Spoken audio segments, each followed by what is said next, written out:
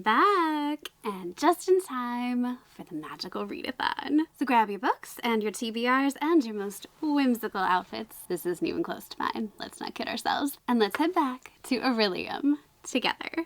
Of course, this is hosted in Eldia, the magical land created by G over at Book Roast. I will post all the links you need down below to come join us, and please do come join us all this time, because for every 1,000,000 pages we all collectively read, we get dragons this time, and I don't know where she's hiding the pink sparkly one, but that's the one you know I want to earn. Please join us. I need that one.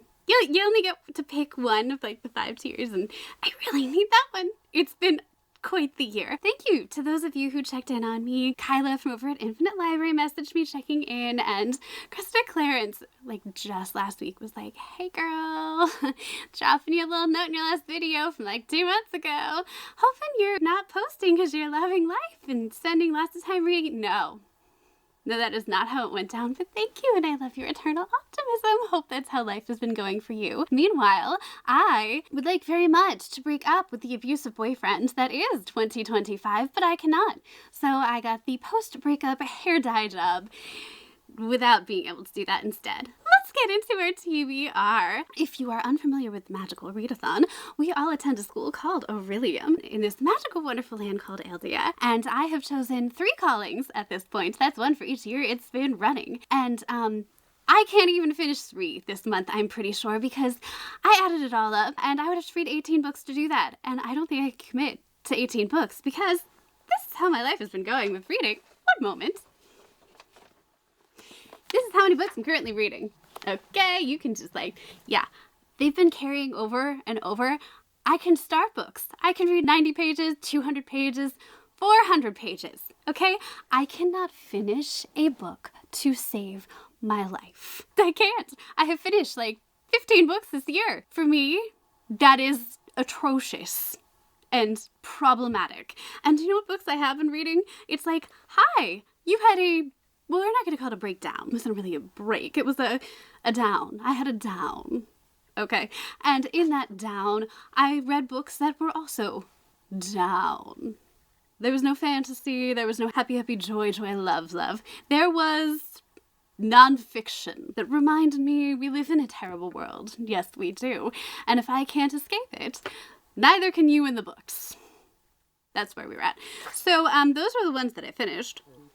We're attempting in April to refresh, not go to the dark side, ironically, and go back to fantasy for the most part. So, I'm cautiously, optimistically going with the first of my 2 callings, and if I complete the first one, I will be mastering it, because this will be my 4th year. So I will be a Beastmaster Mastery of Beast Mastery? My first calling is Beastmaster. Let's talk about the books and classes I'm taking. The very first class that we need to take for Beastmaster is Elemental Studies, and we are learning about Earth. Specifically, fruits. I have chosen a theme since I will be taking this class twice, and apparently the books do not double anymore, which is why I am in the mess I am currently in. I have chosen for my very first book, Depression. We'll get to the fun stuff later, but for my edification, I have chosen The Lemon Tree by Sandy Tolan, Arab Jew in the heart of the Middle East. I don't understand what's happening in the Middle East. I don't understand the history of it. I don't really understand what's happening right now. The people in government currently also don't seem to really know what's going on right now either, so I suppose I'm not going to say good company, but company. Since I hold myself to higher standards than them, I would like to learn about what is happening in the Middle East, and so I will be. This is a fiction book, which is a gentler way of propelling me into, well, perhaps not gentler, it's probably going to break my heart, but it's going to shatter my heart into a million pieces as a way of propelling me into the history, at least the more recent history, of what is going on in the Middle East. I know Hamas bad. I don't know why. I would like to learn why. Here we are. Yes, I know. Very, very bad human being. I'm learning. I'm doing my best. I read many books with the term democracy and fascism in them recently. You can check my list. No, you can't. It's not online anywhere. But they're in there. Next up for Raccoon Studies, I had to steal a book from a TBR, and I just scrolled through book 2, which I have not been on in 2 months, and I just looked at one of my favorites, one of my comfort creators, if you will, and that is Carrie Can Read. Carrie Can Read does these fantastic long videos recapping, well, usually I watch her ones in Sarah J. Maas because they're just wonderful. Occasionally they involve a cape and a magic wand as a pointer and delightful little pictures. And I just listen to her on repeat when I have to do tasks that I don't enjoy. Do I usually wind up just watching her instead? Yes, that is not the point currently. Anyway, she is wonderful and delightful. And she recently did one of those videos on this book called Metal Slinger by Rachel Schneider. I don't know anything about it. I don't know the plot at all, so we're going to learn about it together. Apparently it's book 1 of the Fire and Metal series, and I can't watch her video until I read the book, because that would spoil the entire thing. That's the point of those. They're supposed to refresh you before the next book comes out, or tell you what the book is about in case you don't really want to spend the time reading it. I do want to read it, okay? I do. Probably. So here we go. Boss has spent the better part of her life waiting for the chance to attend the annual market. Oh good, I hope it's like the Goblin Market. Did y'all read that poem? It kind of slayed. So apparently the people who host this market were the ones who exiled the Aloha. Ooh, that's fun. Aloha. Aloha. Aloha. Sorry, that was not meant to. If you're Hawaiian, I love you very much. You have a lovely island. To a life over the sea. Apparently that's bad. Okay. You don't want to be exiled. In general, I suppose. Attending this annual market is a rite of passage for all young guards, but she isn't really sure what to expect from it. Older generations are just like, I suffered, you suffer too. I hate that mentality. But breaking a century-long peace treaty certainly isn't on her map. Or list. There's a map, there's the list. Neither is the encounter with an enemy soldier. No, I bet not. He's hot though, isn't he?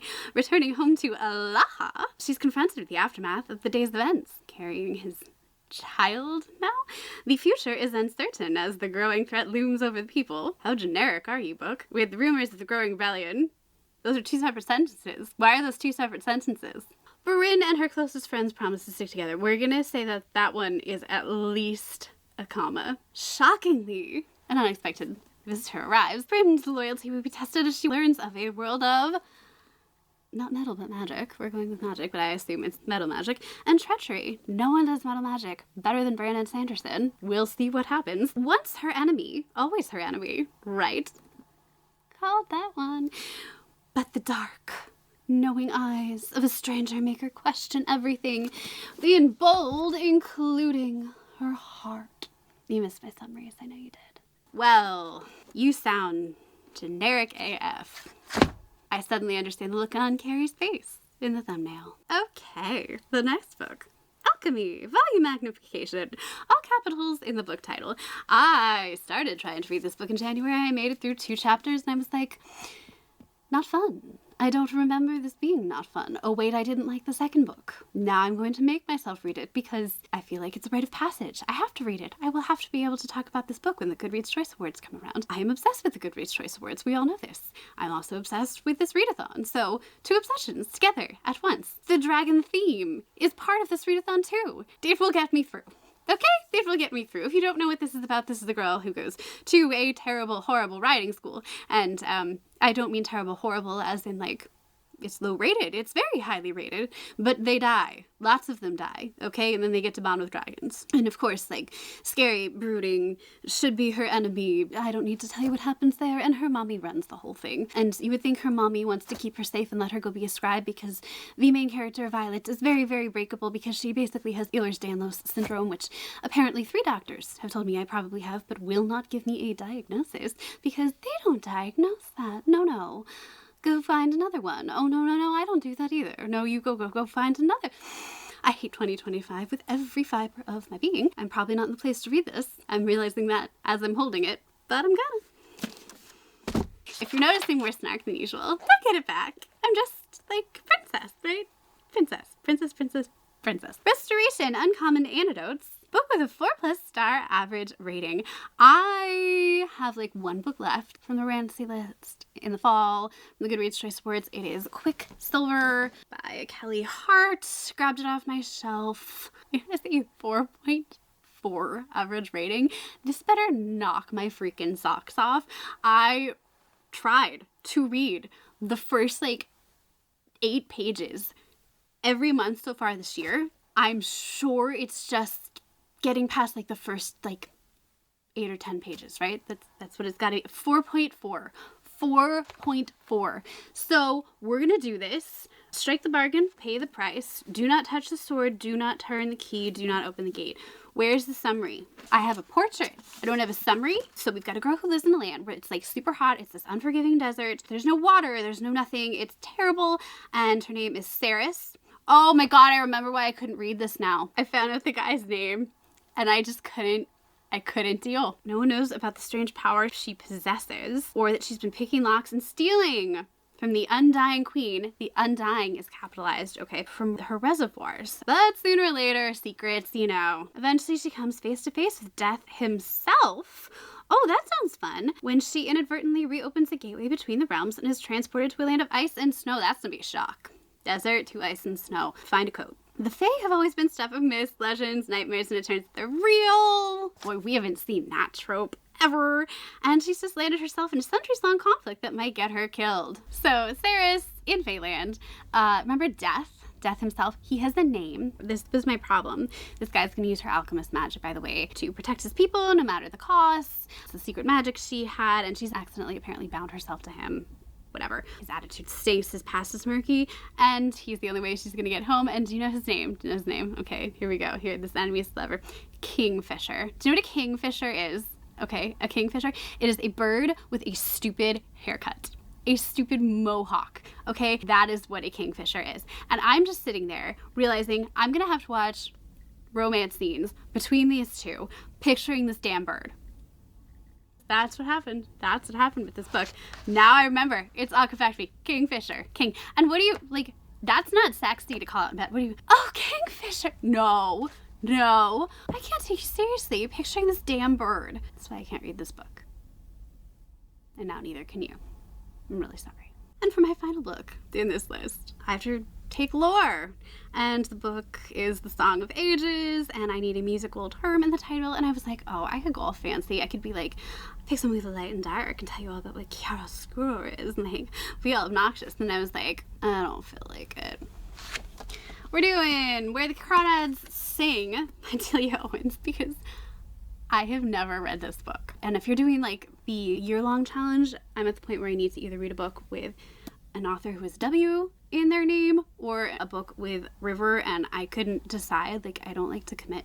So I'm doing both. So, Where the Crawdads Sing. I don't actually know what this is about. I know it takes place down somewhere swampy. So let's see what we got. For years, we have rumors about Marsh Girl, who haunts a cove in North Carolina. Oh, it's historical. I didn't know this. So in late 1961, when a local Chase Andrews, who's apparently very handsome, is found dead, they suspect Kaya Clark, the so-called Marsh Girl. Why?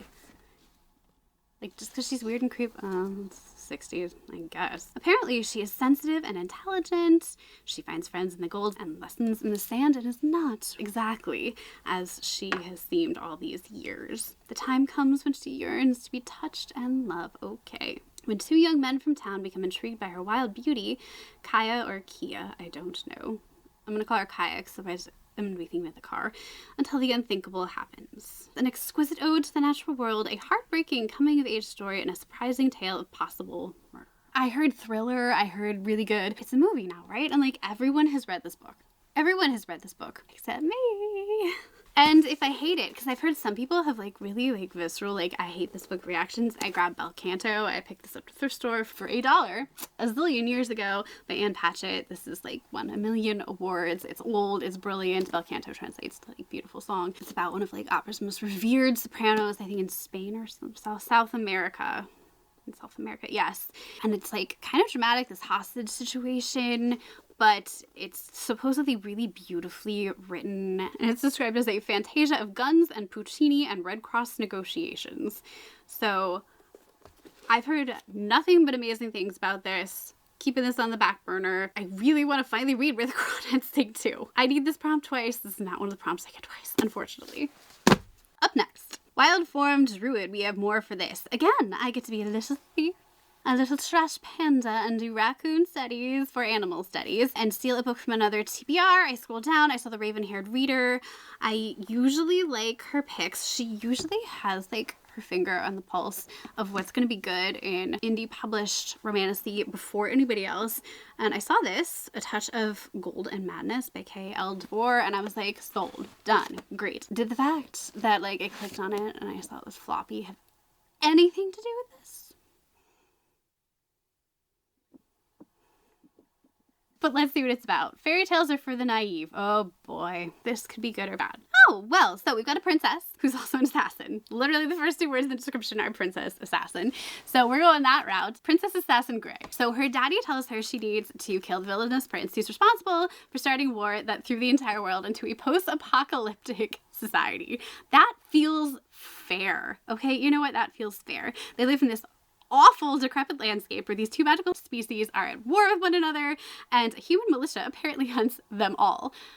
Y'all, you have magic. How are the humans hunting? You know what? I live in the US right now. Shutting up. Apparently, Grey has only one thing on her mind at this point. It's vengeance, and that feels fair. Go get them, girl. I'm loving this. I'm feeling the good for you fantasy. This could be where I'm at right now. If you too are feeling that a little bit, go read Fear the Flames by Olivia Rose Darling before the 2nd book comes out in July. I've been salivating over that book for like 2 years. That might be a slight exaggeration, but not by much. Not that I'm not happy for her, but when it got picked up and I was like, they're doing traditional publishing now, I'm gonna be waiting forever for the 2nd book. Oh, I need the 2nd book. Okay, I'm fine. Anyway, back to this one. Let's see. Oh, bonus. This guy also murdered her first love. She believes nothing will stop her, until she hesitates when she comes face to face with her nemesis at long last. Let me guess, he's gorgeous. He's gorgeous? Is he gorgeous?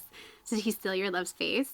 She's unable to complete the task. Why? It doesn't say why. Can she just not kill? Are we finally gonna get someone who's just like, wait, I can't actually like do this? That would be good. So she returns empty-handed to her birthday celebration to a court of vipers who lie in wait with her. And then she has to flee because there's now a plot to assassinate the princess.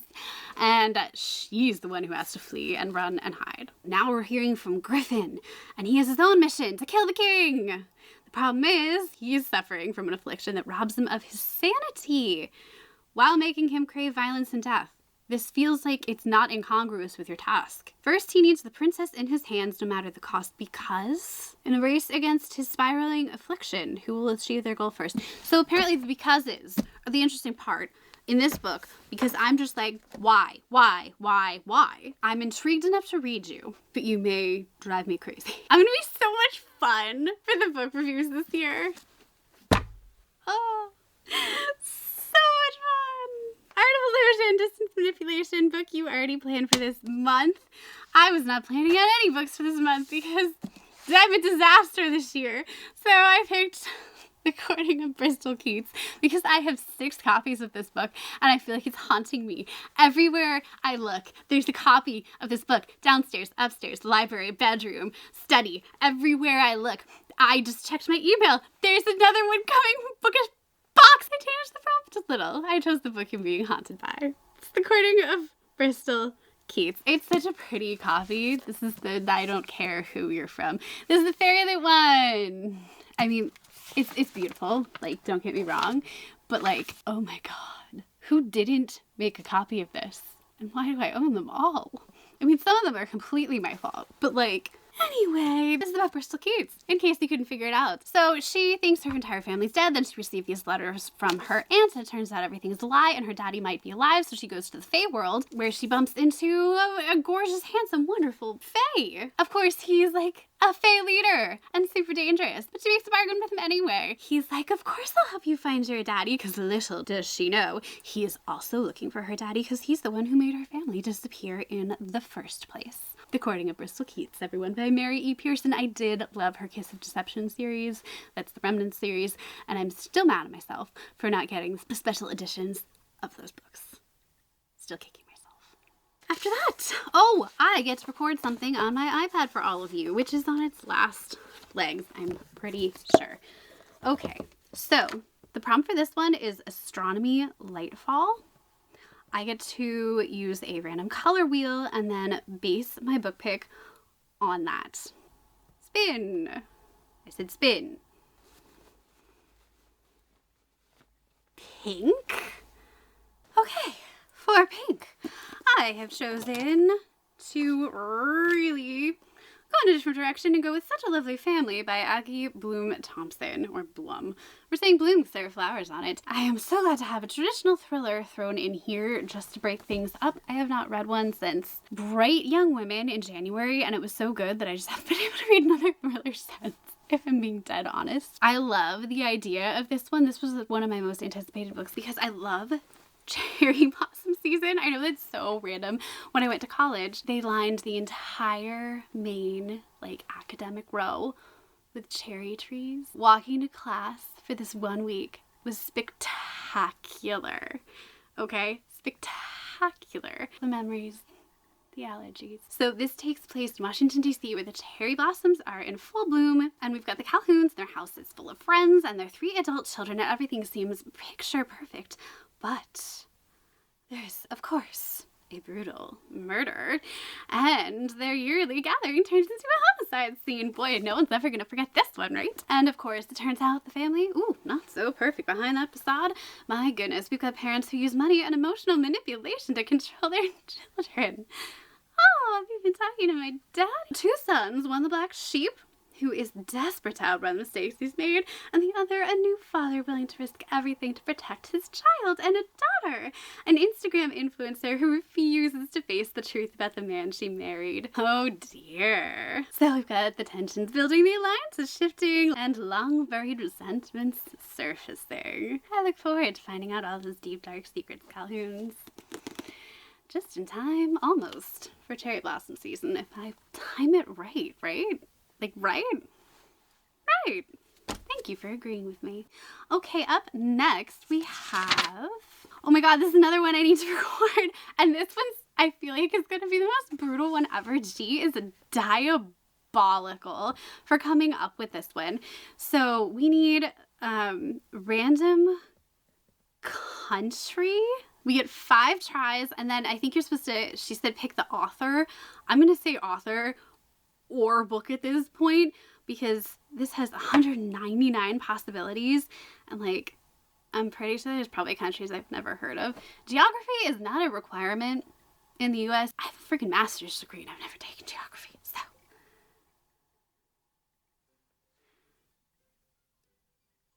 that is a pretty flag, but I don't know if I can even say that in Azerbaijan? If you're from there, I am deeply sorry that I have never heard of your country. All right. That's probably going to be no. I don't even know what continent that's on. Angola.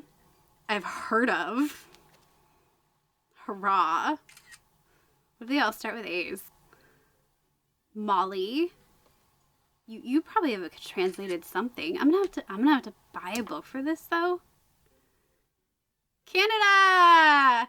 Oh, I got so lucky.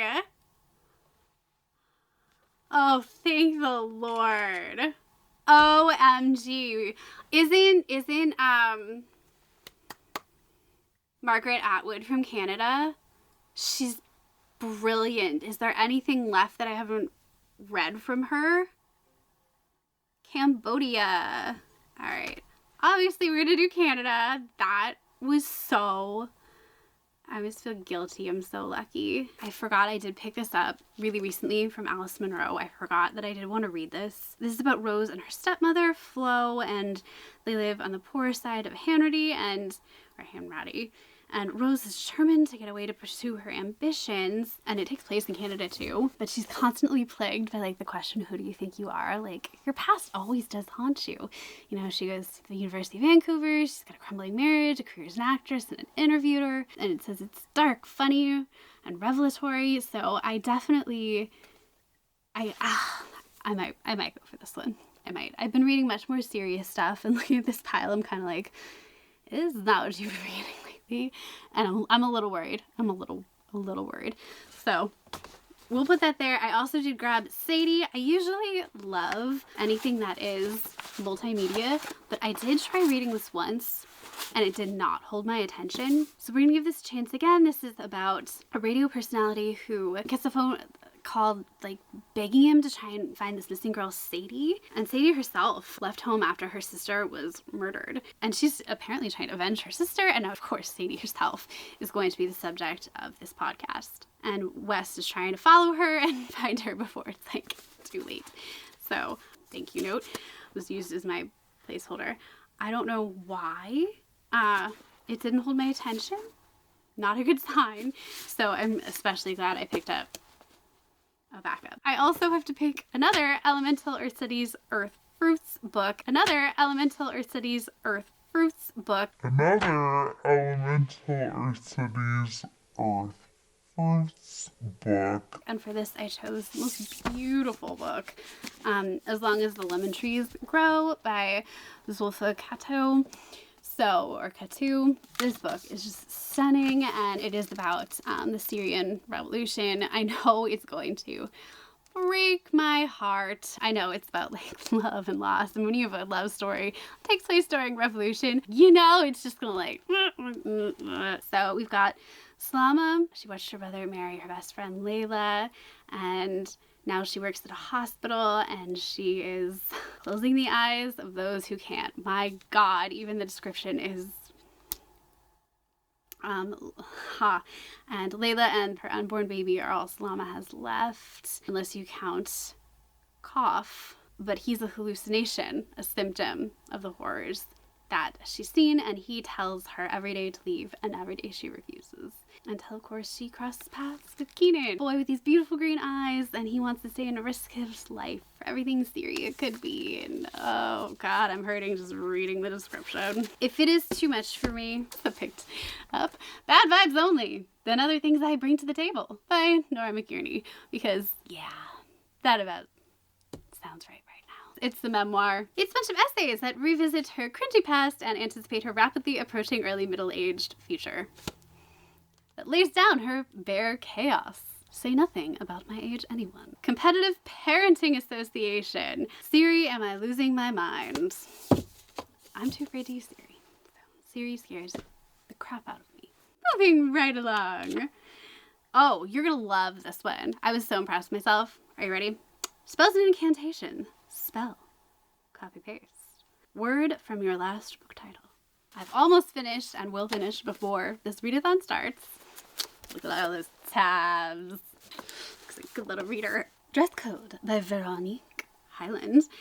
This is such a good one. Unlocking Fashion from the New Look to Millennial Pink. It sounds like whatever, but it is such an interesting exploration of fashion. And my philosophy about fashion is that, you know, it is how you introduce yourself to the world. I once heard growing up that dressing well and presenting yourself well is the equivalent of having good manners before you say hello. And my freshman year roommate got up really early. She was sick and she was really religious. She wanted to go to church. And I was like, girl, just sleep in. She's like, no, I feel terrible, but I gotta go.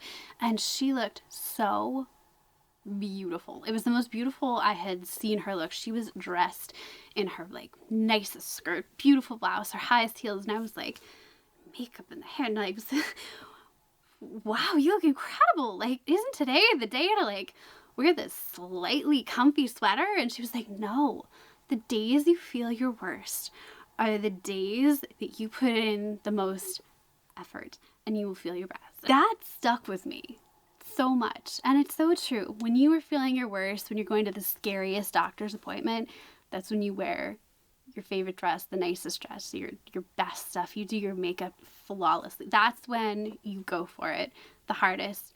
And that doctor's going to walk in and be like, wow, you look amazing. I'm dying to help you and make you look better. It's so sad, but it's so true. You will get such better care in a doctor's office, for example, if you dress really nicely. It sucks, but it's true. I noticed, like, for a while I was dressing not as nicely, and then when I dropped the weight and started wearing my, like, this stuff to a doctor's office instead of more mommy stuff, like the maternity stuff I had, the care I got, they all remembered me.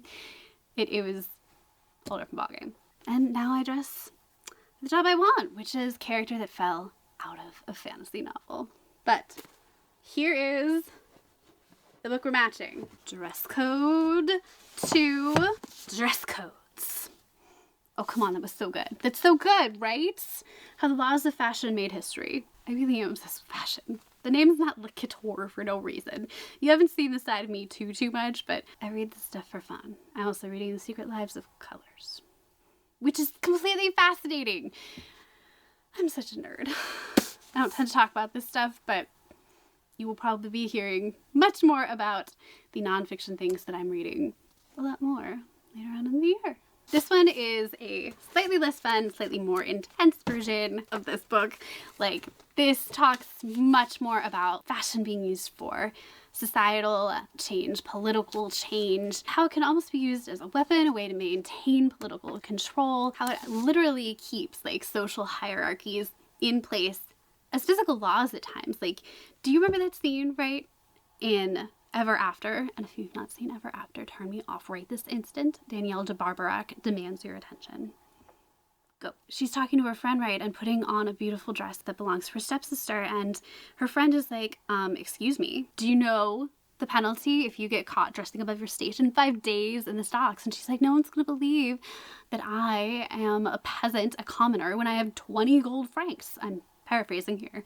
I could directly quote, but you don't need to know that I know that movie basically by heart, and it was my childhood. You could be fed to lions for wearing purple back in the ancient, like, Roman Greece times, okay? The Medicis, they owned red. They owned the color red. I want to read about that. Jim Crow laws, okay? There's a whole history behind that whole, like, you know those Disney days, Dapper days? Dark history behind that word, my friends, and they helped with keep the Jim Crow laws in place down south. I haven't even read the book. That's what it's about. I want to know the details. I want to know more. I'm fascinated by all of it. Another Restoration Uncommon Antidote book with a 4+ star rating. I literally can't decide what I want to do in my year in Aldea. My Side of the River, a memoir by Elizabeth Camarillo Gutierrez. So it is blurbed by the author of Illegally Yours, which I really want to read. That's great. It is also blurbed by Justin Baldoni. No longer so great. But that's okay. So Elizabeth was apparently born to Mexican immigrants south of the river in Tucson. But as she was preparing to enter her freshman year of high school, her country took away the most important right a child has, the right to have a family. Her parents' visas expired and they had to go back to Mexico.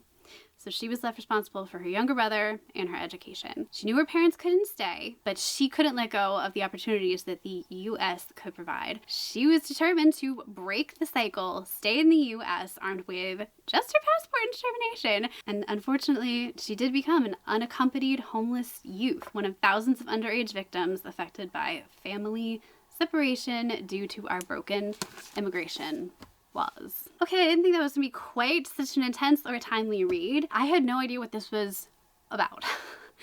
I just saw the name, grabbed it off my shelf. I had seen that it was for fans of Educated, which I loved. The variety on this list is making my head spin a little at this point. If you too have whiplash, raise your hand. But I won't be bored this month. Lastly, we have Shapeshifting, Miniature Dragon, dragon in the title and the cover, or in this story. Now, originally, I saw people talking about how you could have the book you were reading for your order. I'm in the Order of the Crescent. They're basically like, you get sorted into houses. You take a little quiz. Don't cheat and just pick. Take the quiz. It's fun. Okay, I'm a millennial. I was obsessed with quizzes. Do you remember BuzzFeed? I loved BuzzFeed. Is BuzzFeed still a thing? Have we heard from BuzzFeed? I love being told who I am, okay? Because I have no idea myself. Go take the quiz. It was fun. But my group or whatever picked A Natural History of Dragons, a memoir by Lady Trent. This is actually by Maureen Brennan, not Lady Trent. I was terrified to pick this up, but then I was told, no, it's not creepy, despite the fact that you have like a naked dragon, by which I mean skinless, on the front cover. It's a lot like Emily Wilde, and like a journal from someone who's studying dragons, and like she's a naturalist, and she's bringing like the study of dragons out of the shadows and into the world of science, and she has a passion for learning, kind of lightish academia. So I was like, oh, okay, not creepy. But then someone else said it doesn't count, so I was like, panic. And I grabbed When the Moon Hatched, which is supposed to be amazing. We've got Brave, who is captured and thrown in a jail, and then we've got Con Vaker, who is a dragon rider. He's lost the love of his life and for some reason is drawn to said jail, where he stumbles upon, of course, Rave. And together they seek truths that threaten to unravel everything they knew about the world and each other. We've got that as an option, and if I need something light, I'll also I love the title of this book so much. Can't spell treason without T. Can't spell treason without T. It reminds me of that Taylor Swift song, right? Rebecca Thorne wrote this one, and this is supposed to be so cute. It's literally a bookstore that served tea perched in the most remote corner of the world. Opened by two besties, Royal Bodyguard Reyna and Elemental Mage, leaving their dangerous worlds behind. That's it. That's it. Except there's trouble brewing ahead and they have to face mishaps, mysteries, dragons, and a murderous queen throwing the realm's biggest tantrum. But these two women are gonna have fun aside from all those things. That's it! That's the list! And that's not counting Thread Mage, the other potential major. Okay? 1, 2, 3, 4, 5, 6, 7, 8, 9, 10, 11, 12, 13, 14. 14 is completely sufficient without Thread Mage. I definitely miscounted somewhere along the line. Oh, I forgot the extra book for Order of the Crescent. And there's some heavy ones in here. And big. There's at least 6 books that have at least 500 pages. That's all for me today. I have spent this time making excellent life choices. I missed you all very much. I will try to be better about posting, but I also probably have a very minor surgery coming up. You may get silly little videos. You may get one of these reviews from when I was on some really fun pain medications. I have no idea how this month is going to go. The world's kind of on fire. I will leave you to get back to your book, and I'll be getting back to mine. I have to finish dress codes so I can read dress codes. There's a fun sentence. And thank you so much for watching until the end if you did. You know what? Leave me a little secret emoji at the end. Leave me a little high heel or something for dress code. Or a dragon, since we're earning dragons for this readathon. I love you all, and thanks for sticking around. I will see you next time. Bye.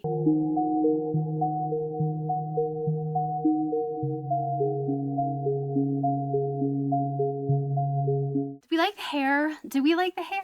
Is it Snow White or Wicked Witch? Does it make me look older? Like bad older? It's purple in the sun.